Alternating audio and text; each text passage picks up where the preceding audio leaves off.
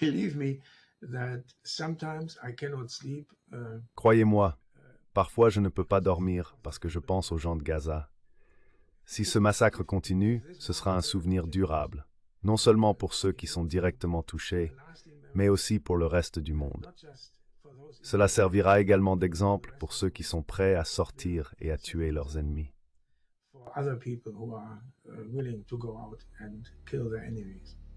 Wolfgang Streeck is a prominent German. Wolfgang Streeck est un sociologue allemand de renom, connu pour ses travaux en sociologie économique, en politique sociale et en analyse des sociétés capitalistes.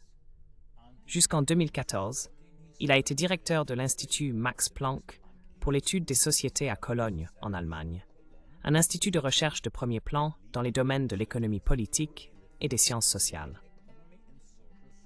Ces recherches ont largement exploré les dynamiques entre les économies capitalistes, la relation entre la démocratie et le capitalisme, et la structure évolutive des systèmes sociaux et économiques dans le contexte de la mondialisation. Systems in the context of globalization. I came across Professor Streeck. J'ai découvert le professeur Streeck via son article « Un ordre bipolaire », dans lequel il écrivait que les Italiens ont une perspective sur la politique qu'ils appellent dietrologia. Dietro signifie derrière, et dietrologia fait référence à une conviction habituelle que ce que vous voyez est conçu pour cacher ce que vous obtenez, par des pouvoirs opérant derrière un rideau qui divise le monde en une scène et un arrière-scène. Cette dernière est là où se déroule l'action réelle, et la première est là où elle est délibérément déformée.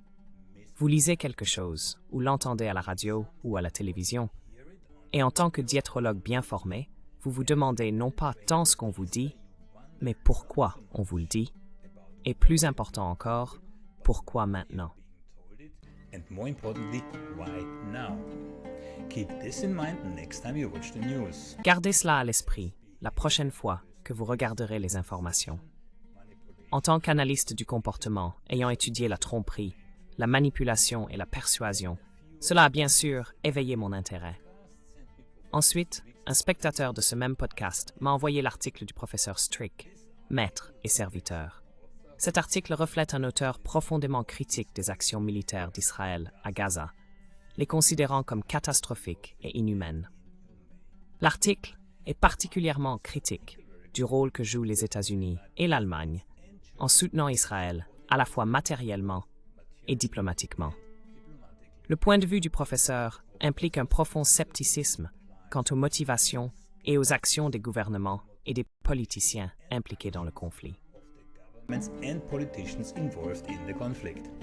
The text also suggests an underlying critique. Le texte suggère également une critique sous-jacente de la manière dont les dynamiques de pouvoir et les intérêts géopolitiques influencent la réponse internationale au conflit, surpassant toute préoccupation pour la vie humaine. Si vous restez, vous verrez que l'interview se termine par un avertissement sévère sur ce qui pourrait arriver si nous permettons que le génocide à Gaza se déroule sans conséquence pour les auteurs, les facilitateurs et leur soutien politique. Professeur Dr. Wolfgang Streeck, quel plaisir de vous avoir. Comment allez-vous? Je vais bien, merci. Ai-je oublié quelque chose? Professeur Docteur, y a-t-il autre chose? Did I forget anything? Professor, doctor, is there more? No, Non, il y a plus, mais je te le dirai pas. I won't tell you.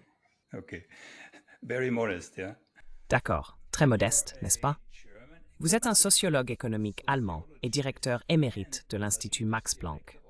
Pour ceux qui ne le savent pas, Max Planck était le physicien théoricien qui a essentiellement élaboré la théorie quantique, et il a remporté un prix Nobel en 1918. Comment êtes-vous devenu le directeur d'une institution aussi prestigieuse? How did you become the director of such a prestigious institution? No, that institution has. Non, cette institution compte environ 60 instituts de recherche différents, et j'étais le directeur de l'un d'eux.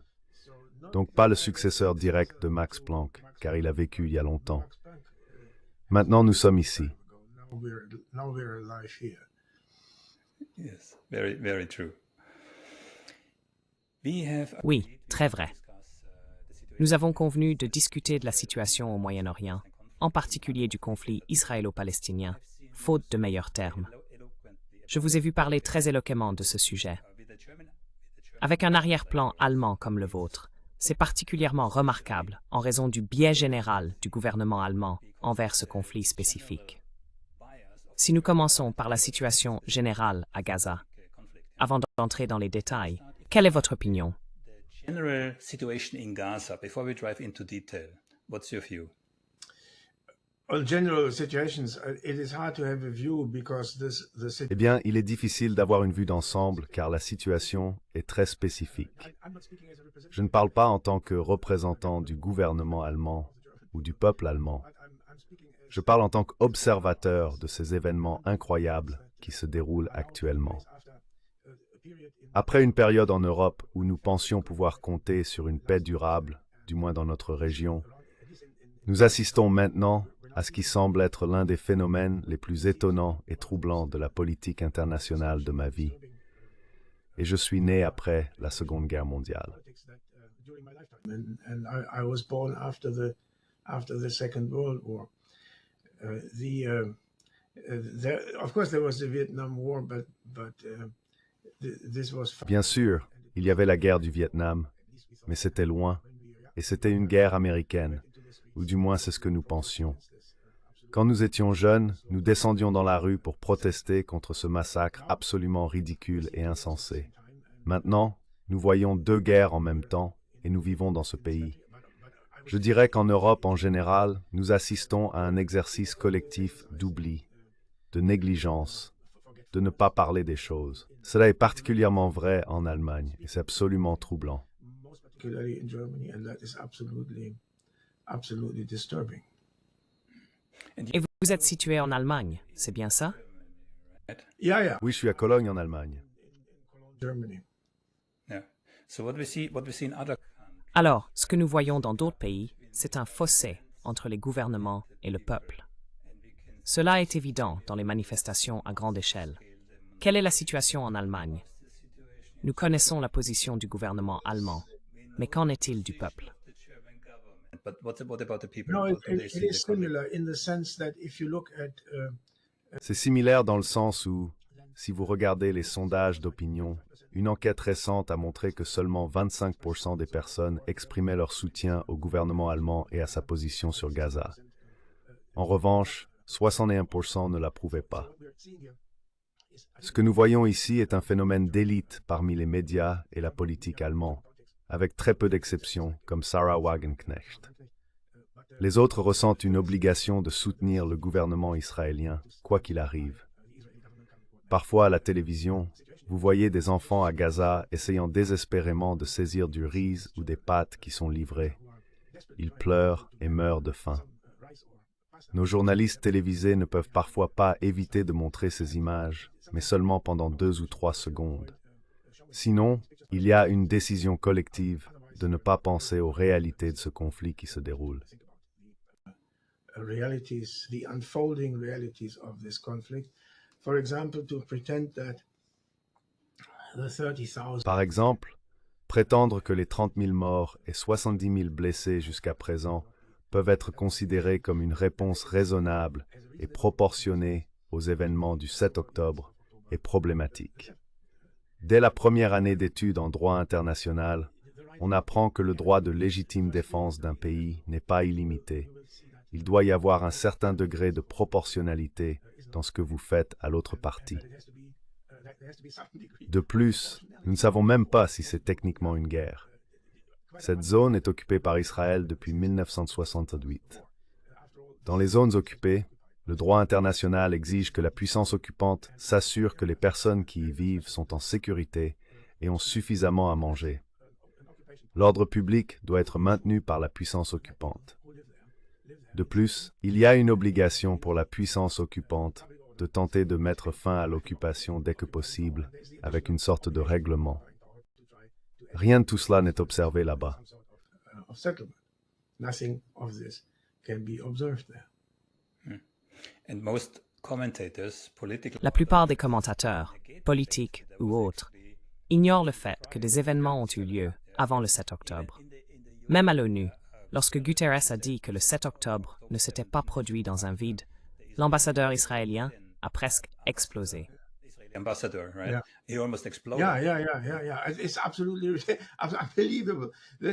C'est absolument incroyable. Gaza est bouclée depuis 16 ans, avec 2,2 millions de personnes y vivant. Israël a complètement contrôlé les entrées et sorties pendant cette période. Selon les statistiques des Nations Unies, le revenu par habitant à Gaza a à peu près diminué de moitié au cours de ces 16 années.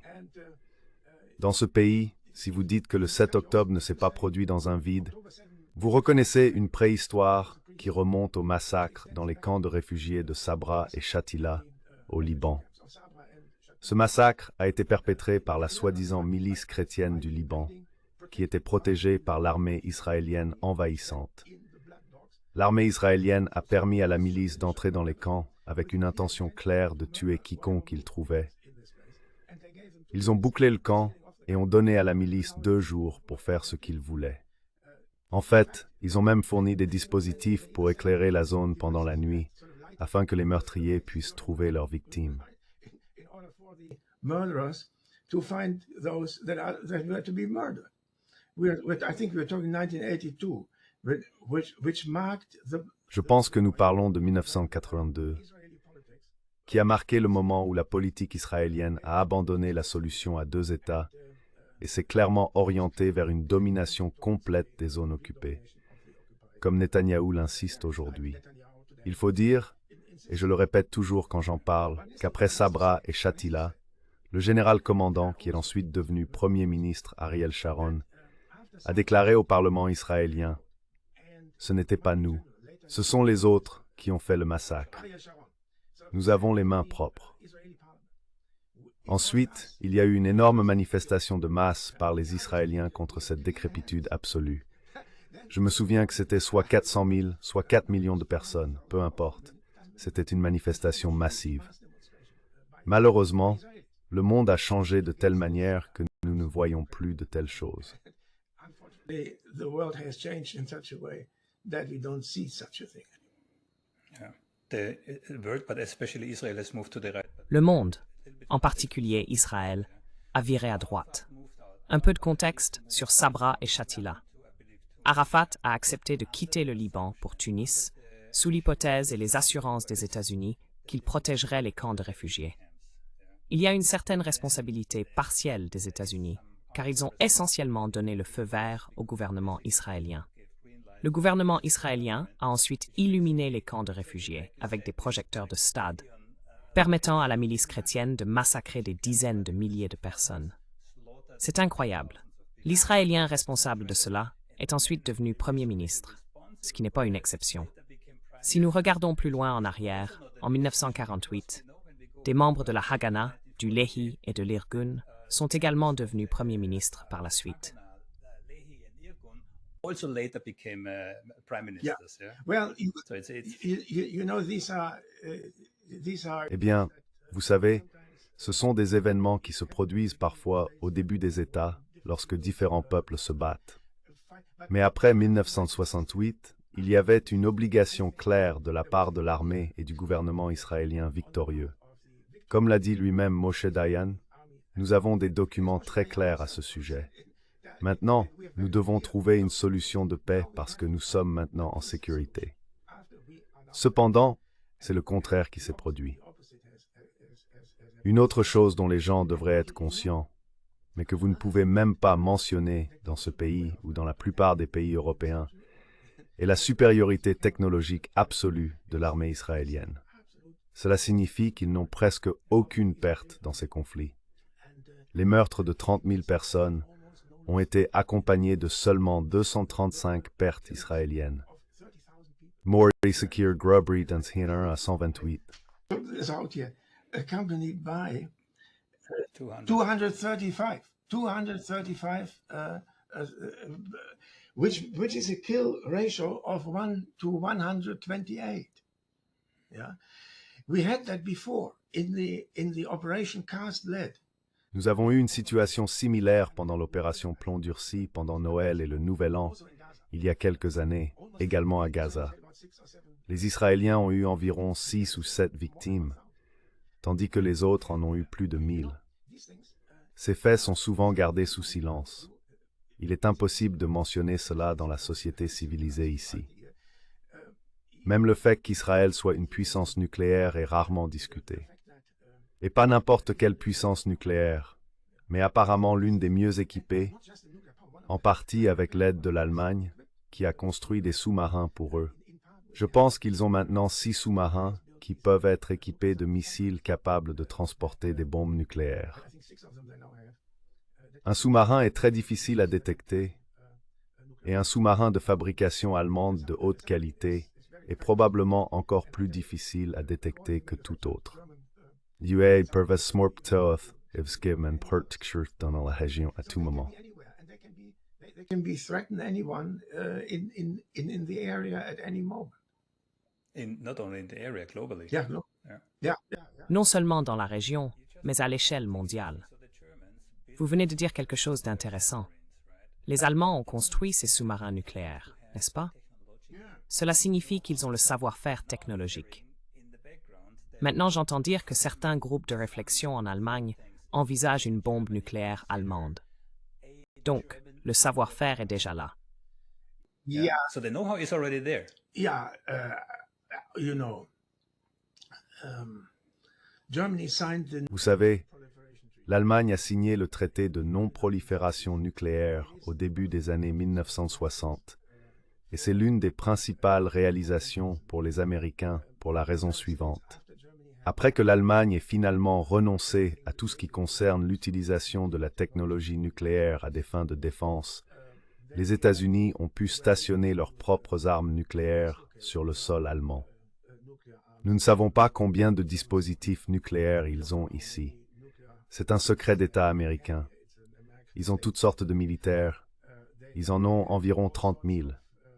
Certaines personnes disent, un ami à moi qui est au Bundestag dit environ 40 000. 40 000 soldats américains sur le sol allemand, équipés jusqu'aux dents. Troops on German soil, equipped to their teeth, and the Germans were always like, will they actually defend our? Et les Allemands se demandaient toujours si les Américains les défendraient réellement avec des armes nucléaires, puisqu'ils n'en avaient pas eux-mêmes. C'était pendant la guerre froide. Ils considéraient les 40 000 soldats américains comme une sorte de force d'occupation, mais aussi comme une assurance. Si quelqu'un d'autre les attaquait, les Américains les défendraient. Même un journal comme le Frankfurter Allgemeine, qui est en quelque sorte le New York Times de l'Allemagne, discute ouvertement du fait que si Trump devient président américain, l'Europe a besoin d'armes nucléaires. Bien sûr, l'Europe a déjà des armes nucléaires en France, mais les Français ont toujours refusé d'étendre une garantie nucléaire à l'Allemagne. Refused to extend a nuclear guarantee to Germany. The point, I think, is that they don't want to sacrifice Paris for. Le point, je pense, est qu'ils ne veulent pas sacrifier Paris pour Berlin, ce qui est probablement une position raisonnable à adopter. Puisque les Français ne veulent pas européaniser leur arsenal nucléaire, il y a une discussion sérieuse en Allemagne sur la conduite d'une guerre nucléaire. Comment quelqu'un peut-il proposer cela sans considérer la possibilité que dès que l'Allemagne décide de recourir aux armes nucléaires, il y aurait des troubles significatifs à Moscou, cela me dépasse. Si j'étais un général russe, je serais très préoccupé et réfléchirais à ce qu'il faut faire. I would really get concerned. Nervous, yeah. I would think about what to do. Yeah. On the other hand, D'un autre côté, les armes nucléaires américaines sont déjà là, donc la distance ne change pas. shorter. No, that is true, but Non, c'est vrai, mais vous ne savez pas ce que les Allemands vont faire, surtout si vous êtes russe. Vous avez certains souvenirs. Je pense que les gens ont perdu la tête ici. no, I think people are out of their mind here. Yeah. Especially if we consider that Germany Surtout si l'on considère que l'Allemagne a maintenant un pacte avec le Japon, ce qui est ironique car ils combattaient en fait contre la Russie pendant la Seconde Guerre mondiale. C'est tout simplement fou. Mais si l'on revient à Israël, il y a clairement un double standard nucléaire. nuclear double standard. Oui, Yeah. So Alors, Comment un observateur sensé peut-il s'allier ce double standard entre l'Iran et Israël? and Israel. If the same observer is a complete Si le même observateur est un allié complet d'Israël, il est facile de réconcilier. Vous voulez avoir des armes nucléaires et vous ne voulez pas que l'autre camp en ait. Donc vous voulez les monopoliser. C'est rationnel. La question est de savoir pourquoi d'autres soutiennent cela. Personne ne sait qui a donné la technologie nucléaire à Israël. Je pense qu'à un moment donné, c'était des espions israéliens aux États-Unis. Israeli spies in the United States, which were then And French. And Et les Français étaient très impliqués.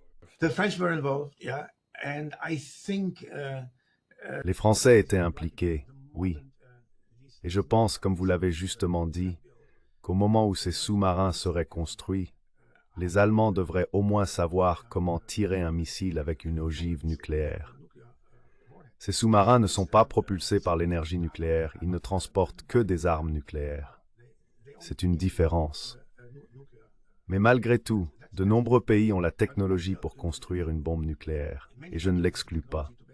Les Allemands ont des physiciens très intelligents. Max Planck était... a physicist, so Max Planck was. Absolutely right. Yeah. And I heard you speak about Absolument. Je vous ai entendu parler de la comparaison entre Israël et la Russie, où la plupart des gens croient qu'aujourd'hui, la Russie est la plus grande menace en termes d'utilisation d'une arme nucléaire. Je parle spécifiquement d'une arme nucléaire parce que maintenant vous avez toute une variété, tactique, stratégique, etc. Mais votre point de vue est différent. your point of view is a different one. Yeah, the nuclear doctrines of the two countries are completely different. Les doctrines nucléaires des deux pays sont complètement différentes. Les Russes excluent la possibilité de les utiliser pour une première frappe, tandis qu'Israël est différent. Israël n'est pas entouré de puissances nucléaires. Il est motivé par la peur, en partie justifiée, que s'ils ne peuvent pas faire la paix, ils seraient entourés de pays beaucoup plus peuplés. Ils dépendent donc des États-Unis pour les protéger, quoi qu'il arrive. Pendant longtemps, Salafxenebiosiam remet en tant que deuxième recours, plan B. Long time this has worked, but I think as a second resort, Plan B, they can communicate to the rest of the world that if Ils peuvent communiquer au reste du monde que si les États-Unis ne continuent pas à les soutenir, ils ont encore autre chose en main. Comme vous le savez, Israël ne confesse pas publiquement être une puissance nucléaire. Il laisse le reste du monde, en particulier la région autour d'Israël et de la Palestine, dans un certain doute. Cela fait partie de la doctrine de l'incertitude. D'anciens premiers ministres laissent parfois entendre qu'ils possèdent également une bombe nucléaire. Mais ce n'est pas encore une doctrine militaire officielle.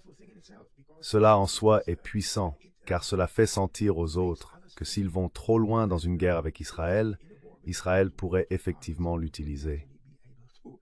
Il y a ce débat sur la doctrine de Samson et d'autres questions connexes. this debate about this Samson doctrine and all these things. Yeah, that's Oui, la doctrine Samson est la stratégie nucléaire de dernier recours. Mais ensuite, vous avez l'hypothèse de la première utilisation. J'ai donc une question en deux parties pour vous. Voyez-vous un scénario où Israël pourrait utiliser une arme nucléaire en première frappe? yeah. Use a nuclear weapon. Oh, It's, I don't. Non, je vois pas ça arriver. D'accord, pas du tout. But you see, 2 years ago, I wouldn't have said Il y a 2 ans, je n'aurais pas pensé que cette situation à Gaza pourrait se produire. no. Mais si vous y réfléchissez, il faut beaucoup d'imagination pour envisager un scénario où cela pourrait se produire. Ce serait absolument contre la volonté des États-Unis. Les États-Unis ne peuvent pas permettre une telle chose. The US cannot have such a thing. But yeah, Certaines personnes disent que les États-Unis ont perdu le contrôle d'Israël il y a longtemps. C'est tout à fait possible. they no longer. it's quite possible. C'est tout à fait possible. Mais nous sommes ici dans le domaine de la spéculation. j'ai une réunion lors du haut commandement israélien. Yeah. High command. Okay. Yeah. Behind the scenes power play. Alors, les jeux de pouvoir en coulisses et le potentiel insaisissable d'Israël possédant des armes nucléaires. Comment cela influence-t-il les négociations qu'Israël a avec ses alliés ainsi qu'avec ses adversaires? I don't want to say enemies, but you know. Yeah, they have enemies. No doubt about it. Yeah, no. Ils ont des ennemis, cela ne fait aucun doute. Nous ne pouvons qu'imaginer, mais si nous utilisons notre intelligence, nous pouvons voir les risques potentiels. Si j'étais le président des États-Unis, je serais préoccupé par le fait que s'ils avaient l'impression que je ne suis plus de leur côté, ils pourraient faire quelque chose qui pourrait vraiment faire déraper les choses. C'est raisonnable de penser que cela leur donne un certain pouvoir de négociation dans leur relation avec les États-Unis. It gives them bargaining power in the relationship with the United States. But if Mais si Israël prenait cette direction, cela signifierait-il vraiment la perte du soutien américain? American support? Look, maybe next year this time. Écoutez, peut-être que l'année prochaine, à cette époque, Trump sera déjà de retour à la présidence. Je n'ai jamais entendu un mot de Trump qui serait critique envers Israël. Peut-être que pour Netanyahou, il s'agit simplement de tenir jusqu'en novembre. Ensuite, Trump sera de retour en fonction, et à partir de là, il pourra faire ce qu'il veut. And then Trump will be back in office, and from then on he can do what he wants. So is there Alors, la bombe nucléaire israélienne est-elle désormais un facteur qui contribue à la stabilité ou le contraire? the opposite? Depends. En gets Harry Murray comes our sense de stabilité. True. Yeah, So C'est vrai. L'interprétation de la stabilité par Netanyahou était de maintenir les Palestiniens aussi réprimés que possible. Non pas pour résoudre le problème, mais pour le gérer. C'est aussi une forme de stabilité. yeah, yeah. It's like these 16 years, 16 years of Gaza being. C'est comme ces 16 années où Gaza a été isolée. L'armée israélienne avait cette expression « tondre la pelouse ». C'est incroyable. Ce que cela signifie, c'est que vous écoutez autour de vous, et quand certains dirigeants grandissent et pourraient être dangereux pour la suprématie israélienne, vous tondez la pelouse. Vous envoyez des F-16 armés de missiles qui peuvent réellement s'infiltrer dans votre salon. Ensuite, ils les tuent et attendent que la pelouse repousse. Incroyable. Et cela pouvait être dit en public. Cela a été rapporté. Ce n'était pas perçu comme l'obscénité que c'est. C'était pris comme « oui, c'est comme ça qu'ils le font ». Ils gèrent le mécontentement en éliminant les dirigeants potentiels d'un mouvement de résistance. Puisque nous parlons de la manière dont cela est discuté, il faut aussi vraiment penser à ce déséquilibre énorme dans les capacités techniques. Is this enormous, as I said, imbalance in technical capacities? That means that that Israel has about 250, I think. Cela signifie qu'Israël dispose d'environ 250 chasseurs-bombardiers qui sont des F-16. Ce ne sont pas les plus avancés, mais ce sont tout de même des avions militaires américains très avancés. Le Hamas n'a pas un seul hélicoptère. Dans ce genre de confrontation asymétrique, le côté le plus faible recourt parfois à l'utilisation de couteaux, tandis que l'autre côté utilise des F-16. Tuer quelqu'un avec un couteau est perçu comme barbare, alors que tuer quelqu'un avec un missile tiré d'un F-16 est considéré comme une manière civilisée de tuer. Avant de faire cela, ils appellent les numéros de téléphone de tout le monde dans la zone pour que les autres puissent partir, et seules les mauvaises herbes qui ont trop poussé sont tuées. Incroyable. Cela n'est apparemment pas perçu comme barbare. Les gens pensent « Oh mon Dieu, oui, une manière propre de maintenir l'ordre. » Of keeping order. Yeah. Whereas the others who have nothing of. Alors que les autres, qui n'ont rien de ce genre, sont étiquetés comme des barbares. Prenons par exemple les missiles que le Hamas tire apparemment. Le New York Times a publié un long rapport expliquant d'où viennent ces missiles. Ils sont fabriqués à partir des 10% de munitions israéliennes qui n'explosent pas. ce qui est le taux d'échec normal. Le Hamas collecte ses munitions défectueuses et essaye de réutiliser les composants pour riposter. Cela ne fonctionne généralement pas et touche rarement quelqu'un. Je ne savais pas que c'était essentiellement des échecs de seconde utilisation. Imaginez combien de munitions les Israéliens tirent chaque jour pour que les 10% d'échecs fournissent suffisamment de matériel pour une sorte d'artillerie. Incroyable. Tout simplement incroyable.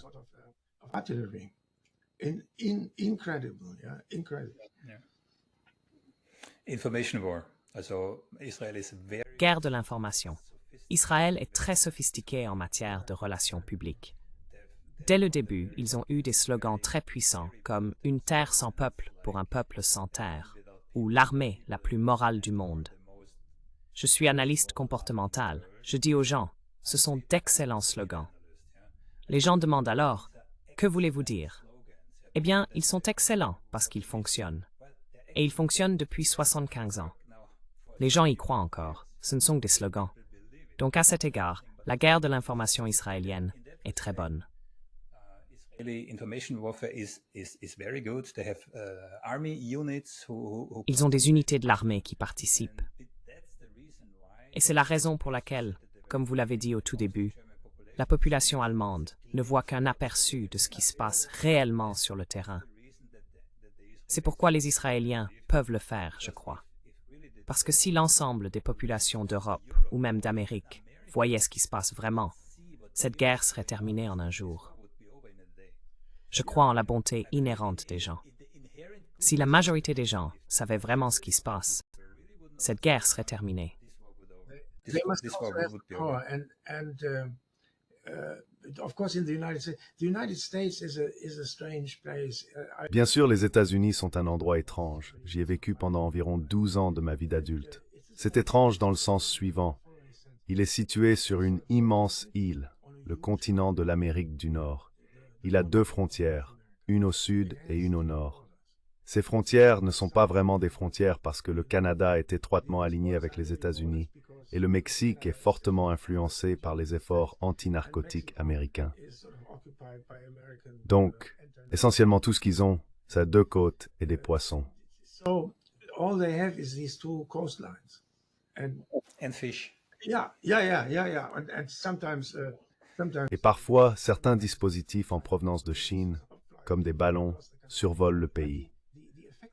Mais l'effet de cela est qu'ils peuvent faire ce qu'ils veulent dans le monde sans que cela ne les affecte jamais. Pendant la guerre froide, c'était légèrement différent et ils étaient moins entreprenants. Mais depuis 1990, l'armée américaine et la CIA sont devenues incroyablement entreprenantes. Ils savent que parmi les nombreuses choses possibles, une est impossible. La marine irakienne naviguant dans la baie de Chesapeake, s'arrêtant à Washington, D.C., et exigeant l'extradition de George W. Bush pour être emmené à la Cour internationale de La Haye. Cela est complètement, absolument impossible. Ils peuvent faire en Irak ce qu'ils veulent.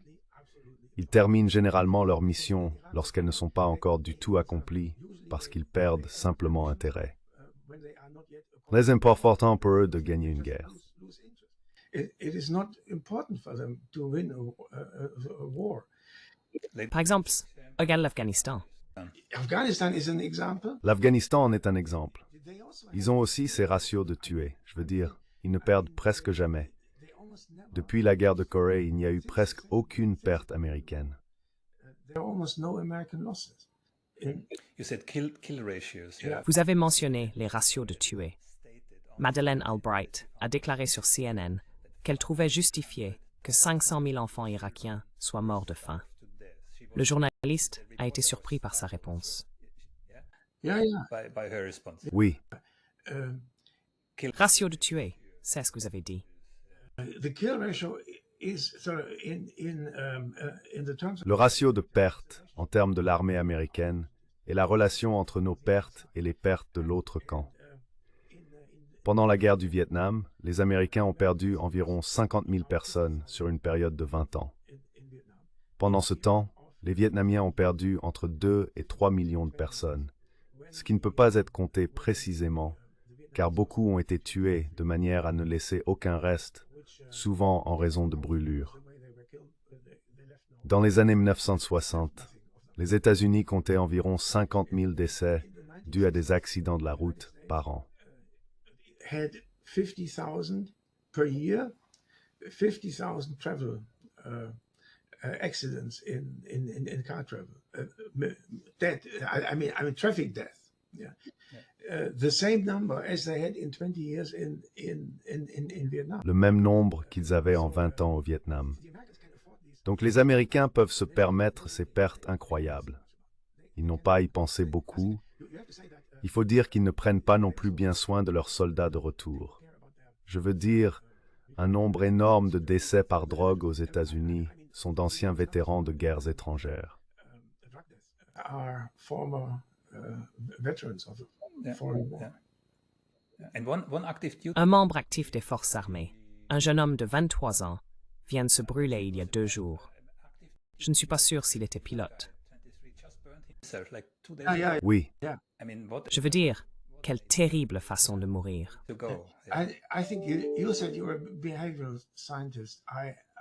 je pense que vous avez dit que vous étiez un scientifique du comportement. That Je crois vraiment que se faire tuer est mauvais, mais tuer est également mauvais pour le tueur. it turns you into something. Cela vous change. Ce n'est pas seulement mauvais d'être tué, c'est aussi mauvais de tuer. It's not just bad to be killed, but it's also bad to kill.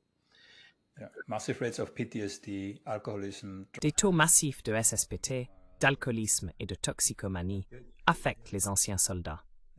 Si nous discutons brièvement de la guerre en Ukraine, il y a quelques chevauchements ici, n'est-ce pas? J'aimerais mentionner brièvement que vous avez écrit un article intitulé « Bipolar Power » où vous parlez du diétrismo. Veuillez élaborer. please elaborate. Yeah, this is just my Italian friends tell me. Mes amis italiens me disent qu'en Italie, la politique publique et les débats ne portent généralement pas sur les phénomènes eux-mêmes, mais sur les raisons pour lesquelles ils nous sont montrés. Il y a quelque chose derrière la réalité, une seconde réalité derrière ce qu'on nous fait croire. Je pense que cette attitude méfiante envers ce que nous entendons est quelque chose dont nous pouvons tirer des leçons. Comme vous l'avez dit à propos de la gestion de l'information publique et de l'opinion publique, je pense que cela est devenu beaucoup plus sophistiqué de guerre en guerre. This has become much more sophisticated from war to war, and what we are seeing, what we are shown. Ce qu'on nous montre est ce que nous sommes censés voir. Il y a beaucoup de choses que nous ne sommes pas censés voir, et elles sont cachées. Il y a des choses très étranges que vous observez. Par exemple, en Allemagne, vous ne pouvez pas simplement dire la guerre en Ukraine. Vous devez dire la guerre d'agression contre l'Ukraine ou la guerre d'agression russe. Vous devez toujours ajouter guerre d'agression et non provoquée.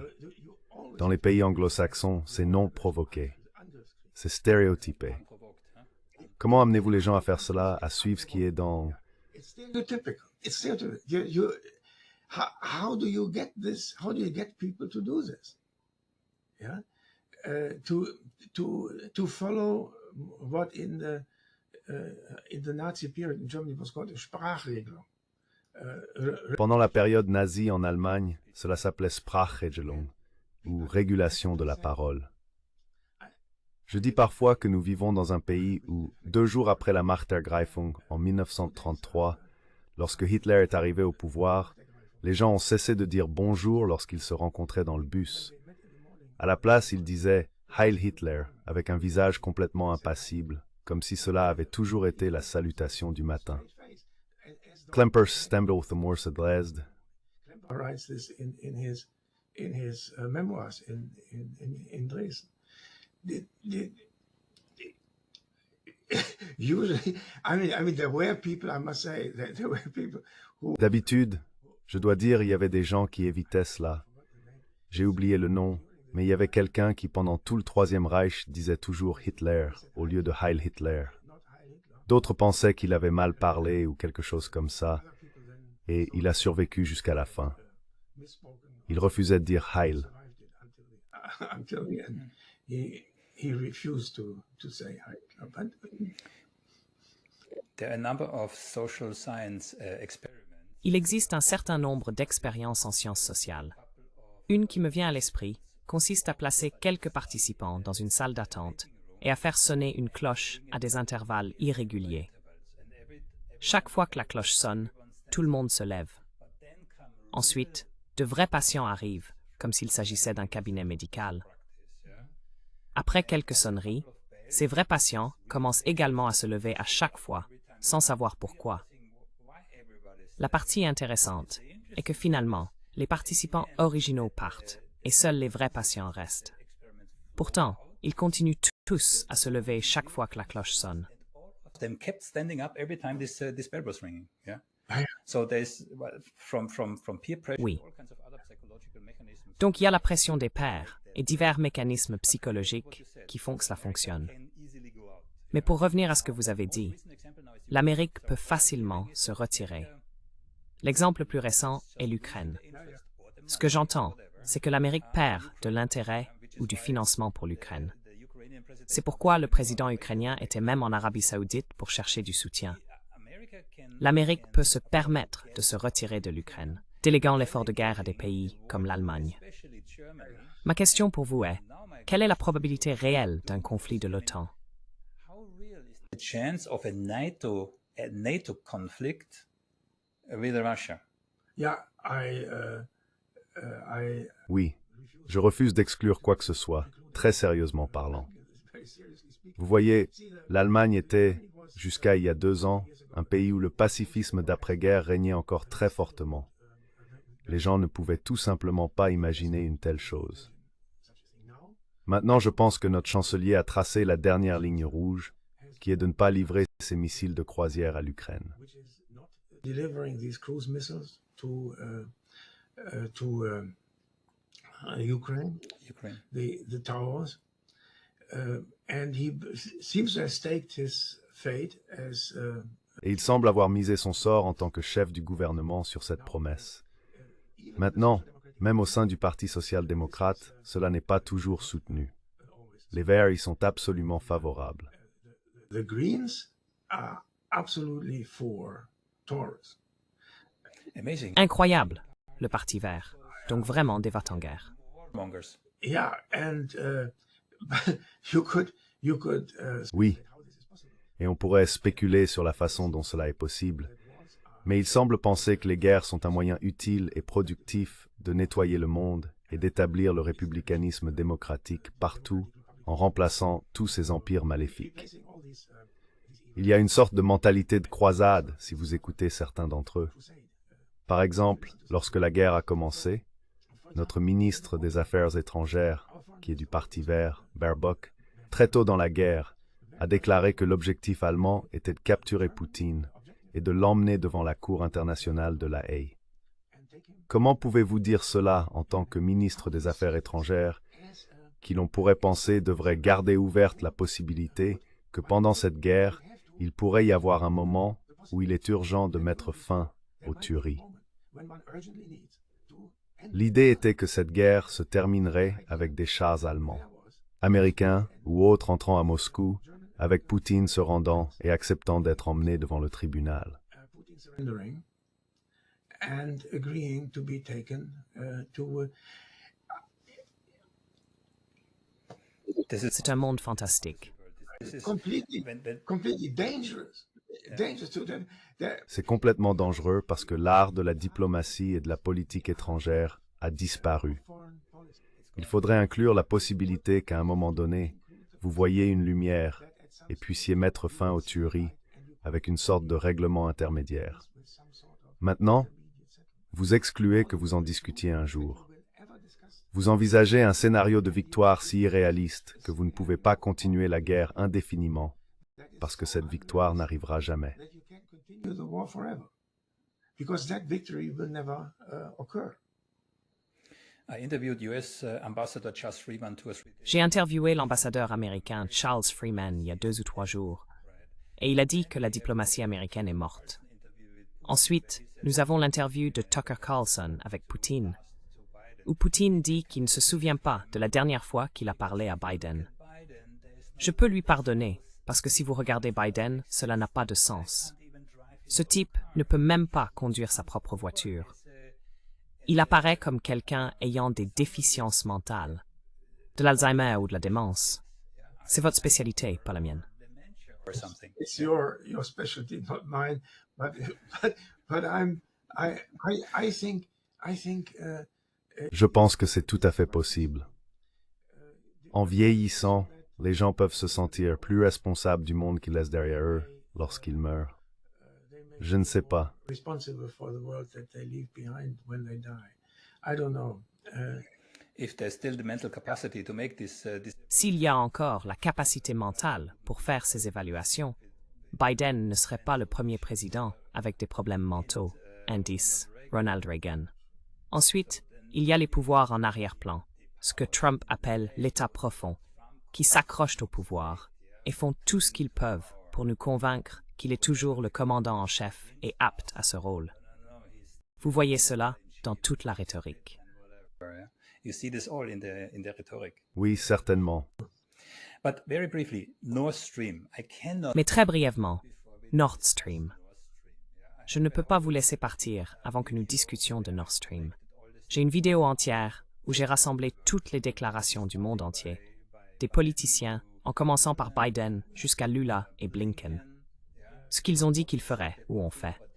Mon préféré est celui du ministre polonais des Affaires étrangères, qui a posté une photo en disant « Merci, USA ». Et puis nous avons cette histoire incroyable de Sea Hersh, n'est-ce pas? Et tout de suite, et cela m'intéresse, ils ont contré l'histoire quelques jours plus tard, avec ce voilier, avec quelques gars ukrainiens, où ils ont trouvé des traces d'explosifs sur la table de la cuisine. Je veux dire, c'est tellement abstrait. Je suis moi-même plongeur. À cette profondeur, vous avez besoin d'un équipement spécialisé. Vous avez besoin de plusieurs heures pour remonter à la surface. Donc c'est une histoire tellement incroyable et ridicule. Mais encore une fois, Nord Stream, quel est votre avis? story. So, but again, Nord Stream, what's your take? No, as a Non. En tant que ce psychologue social, Bara Stepping que vous êtes. also social psychologist, which I take you are. No, I'm a big Non, je suis analyste du comportement. J'ai une maîtrise en analyse du comportement. behavior analyst. Okay, fair enough. It still fits because D'accord, très bien. Cela reste pertinent parce que je pense que l'un des moyens les plus efficaces de discipliner quelqu'un est de le forcer à se condamner lui-même en le faisant dire des choses en public qu'il sait ne pas être vraies. De plus, il sait que tout le monde dans l'audience sait que ces choses ne sont pas vraies. Donc vous êtes montré au reste du monde comme le subordonné d'une puissance supérieure, vous faisant faire des choses que vous méprisez. Par exemple, notre chancelier va à Washington et il y a Biden à côté de lui. Biden dit « Au cas où, nous savons comment nous pouvons gérer ce pipeline ». Notre chancelier hoche la tête, sachant ce que Biden veut dire. Tout le monde sait ce que Biden veut dire, mais il doit faire semblant de ne pas le savoir. Je pense que c'est une humiliation très sévère et cela laisse un impact durable. I think that's a very severe humiliation, and it leaves something in you. Biden said to the reporter, I think it was from Biden a dit à une journaliste, je pense qu'elle était de Reuters, une femme, que si la Russie envahissait l'Ukraine, il mettrait fin à Nord Stream 2. La journaliste était tellement perplexe qu'elle lui a demandé « Monsieur le Président, c'est un projet russo-allemand. Comment feriez-vous cela ?» Il a répondu « Je vous le promets, nous le ferons. » Il était l'un des nombreux politiciens à avoir fait des déclarations similaires. Il n'y a aucun doute là-dessus. Mais encore une fois, de votre point de vue, y a-t-il le moindre doute? Avez-vous le moindre doute quant à savoir qui est derrière l'attaque de Nord Stream? doubt as to who's behind the Nord Stream attack. Oh, yeah. See, the most bizarre things happen in the world, and you Voyez-vous, can't preclude anything. les choses les plus bizarres se produisent dans le monde et vous ne pouvez jamais exclure quoi que ce soit de nos jours. Mais tant que vous êtes dans le domaine de la spéculation raisonnable, qui d'autre aurait pu le faire? Ils disent que ce sont les Russes qui l'ont fait. Mais pourquoi les Russes feraient-ils cela? Ils peuvent fermer le pipeline à tout moment. Ils auraient pu le faire sur leur propre territoire et ensuite accuser les Américains de l'avoir fait. Au lieu de cela, ils auraient envoyé des unités spéciales dans un endroit plus surveillé que n'importe quelles autres eaux dans le monde. Plusieurs États surveillent cette zone. Pourquoi attaqueraient-ils le territoire de l'OTAN pour faire exploser un pipeline qui traverse leur propre territoire, où ils pourraient en accuser les Américains? Goes through their own territory where they could blame it on the Americans. Then the Americans sort of. But what you Ensuite, les Américains ont en quelque sorte... Mais ce dont vous vous souvenez peut-être, ou non, c'est que lorsqu'ils ont évoqué ce voilier, ils ont indiqué aux Ukrainiens que ces mauvaises personnes avaient une relation avec l'armée ukrainienne. J'ai pris cela comme une sorte d'avertissement. À moins que vous ne fassiez ce que nous vous disons, nous pouvons facilement fabriquer une histoire comme celle-ci. Parce que si vous êtes un service secret et que vous ne pouvez pas fabriquer une histoire comme celle-ci, alors bien sûr vous devriez être licencié. C'est ce qu'ils font tout le temps. Je pense qu'ils essayaient de dire aux Ukrainiens avec qui ils avaient un différend qu'à moins que vous ne fassiez ce que nous vous disons, nous pouvons vous en accuser. unless you do what we tell you, we can hang this on you. In the Tucker Carlson interview, Putin said something. Dans l'interview avec Tucker Carlson, Poutine a dit quelque chose à propos de vouloir dénazifier l'Ukraine, n'est-ce pas? Il l'a déjà dit auparavant. Beaucoup de gens ne comprennent pas clairement ce qu'il entend par dénazifier. Pourriez-vous élaborer un peu? Je ne suis pas au courant des théories de Poutine. Non, mais y a-t-il des nazis en Ukraine? Il n'y a aucun doute là-dessus. The Ukraine. That's my There's no doubt about it. Everybody knows it. The Bandera faction. Tout le monde le sait. La faction Bandera est toujours au gouvernement. L'un de leurs représentants était l'ambassadeur en Allemagne et spécialisé dans l'insulte des politiciens allemands. Ils n'ont jamais rien fait à ce sujet. Bandera, le chef du mouvement fasciste ukrainien pendant la Seconde Guerre mondiale, est mort à Munich avec de nombreux autres collaborateurs nazis qui ont été amenés en Allemagne après la guerre. Il a une tombe au cimetière comme tout le monde. Chaque année, le gouverneur et l'ambassadeur d'Ukraine se rendaient à Munich pour déposer une couronne sur la tombe de Bandera. C'était connu, et le Frankfurter Allgemeine l'a interviewé plusieurs fois. Dans l'une de ses interviews, ils lui ont demandé « N'avez-vous pas d'amis russes ?» Do you have no friends, no Russian friends? And he said no. And they said why? And Il a dit non. Ils ont demandé pourquoi. Il a répondu « Les Russes achètent n'importe quoi. Ils ne peuvent que te tuer. Ils tueront toujours les Ukrainiens. » Il avait une sorte de vision fasciste de ce que sont les Russes. Ils ont tué l'Ukraine. Dans cette même interview, ou plus tard, il a exhorté le gouvernement allemand à ne pas permettre aux dissidents russes de venir en Allemagne, ceux qui fuyaient Poutine. Il a soutenu que, quelle que soit leur position en Russie, ils sont Russes, et les Russes tuent les Ukrainiens. Cet homme était actif dans la capitale allemande. En lisant cela, on aurait l'impression qu'il avait un caractère profondément fasciste. Cela explique-t-il beaucoup? Vous vous souviendrez que Zelensky a été élu avec une majorité de, je pense, 2/3 des voix sur une plateforme d'accord de Minsk. I think 2/3 of the vote on a Minsk agreement platform. Pour la paix. Peace. For peace. So putting off the Pour la paix, pour reporter la question de la Crimée dans le futur. Un fédéralisme profond avec respect pour les zones russes en Ukraine et toutes ces choses. Et puis à un moment donné, il a fait volte-face. Pourquoi? Je ne sais pas. Mais après que les Américains aient quitté l'Afghanistan dans la panique, le président américain a probablement pensé qu'il devait montrer qu'il était toujours un dur à cuire. Il a ensuite refusé diverses tentatives du gouvernement russe à l'automne et à l'hiver 2021-2022 pour négocier un statut pour l'Ukraine. Et bien sûr, l'intervention de Boris Johnson dans les négociations d'Istanbul est également connue. Ma théorie en tant que retraité est que je lis tout cela. I'm retired, so I'm reading all this stuff. My theory on this is that Ma théorie à ce sujet est que l'Union européenne, les Américains et surtout Boris Johnson ont promis aux Ukrainiens en mars 2022 que la Russie s'effondrerait à la suite des sanctions économiques cet été-là. Ils croyaient que l'Ukraine pourrait alors récupérer toutes les frontières d'avant-guerre. Cette hypothèse était complètement fausse. Ce n'est que sur la croyance que la Russie pourrait être vaincue économiquement en peu de temps qu'une personne saine d'esprit aurait accepté une révision des objectifs de guerre originaux vers ce but maximaliste qu'ils poursuivent maintenant. Cette stratégie a complètement échoué. Souvenez-vous quand ils parlaient d'exclure la Russie du système de paiement international SWIFT, les journaux étaient pleins d'articles suggérant qu'une fois cela fait, il ne faudrait que quelques semaines pour que l'économie russe s'effondre.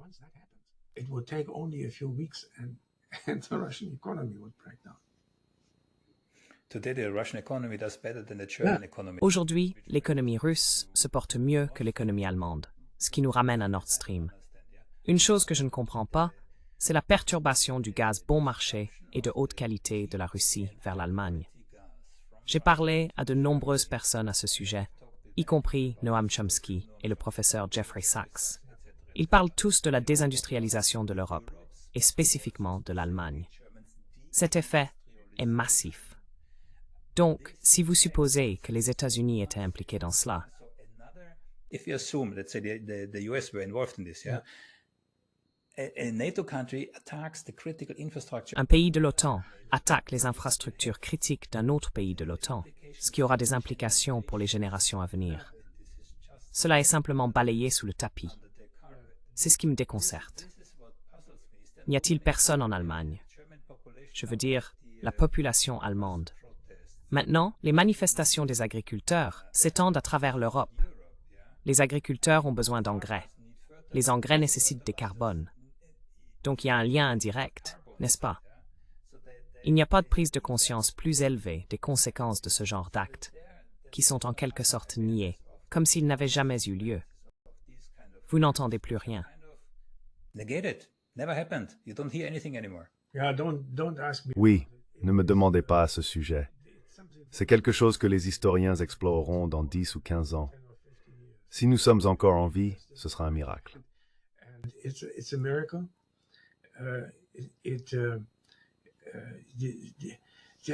One is tempted to say the Germans were always sort of able. On est tenté de dire que les Allemands ont toujours été capables de développer une certaine forme de fanatisme et d'oublier ensuite leur propre bien-être parce qu'ils deviennent tellement fanatiquement concentrés sur un objectif insaisissable. Je ne sais pas. Je ne veux pas spéculer à ce sujet. Je comprends ce que vous dites et c'est une bonne description. I let stand what you say, and it's a good description. Okay. On that note, one last question. Yeah. D'accord. Sur ce point, une dernière question. Quelle est votre plus grande préoccupation personnelle? Peu importe si cela concerne Israël, la Russie, l'Ukraine ou autre. Avec vos vastes connaissances, quel est selon vous le plus grand danger pour l'Europe, l'Amérique, la stabilité mondiale, l'économie ou même l'écologie? Even ecology, whatever. Yeah. It would be very hard to single something out, but Il est très difficile de distinguer quelque chose en particulier. Mais croyez-moi, parfois je ne peux pas dormir parce que je pense aux gens de Gaza. Si ce massacre continue, ce sera un souvenir durable, non seulement pour ceux qui sont directement touchés, mais pour le reste du monde. Cela servira d'exemple à d'autres qui sont prêts à tuer leurs ennemis. Cela entraînera la destruction complète de ce que nous pensions être le droit international et la volonté des pays de s'y conformer. Les Nations Unies deviendront finalement un tigre de papier pour toujours. Personne n'écoutera le secrétaire général des Nations Unies. Pour l'ordre international, cela crée un précédent dangereux. Les personnes qui restent silencieuses à ce sujet s'enseignent de cruauté incroyable comme si elles étaient roulées dans un herbier parmi des insectes. taking place in a herbarium among insects.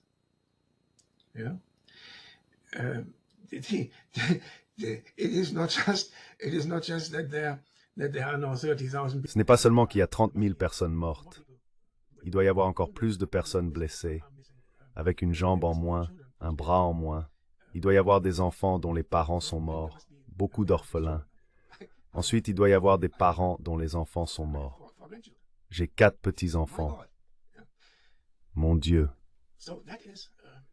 Donc, c'est quelque chose où je pense que si cela se produit, alors nous aurons tous appris une leçon que nous aurions mieux fait de ne pas apprendre.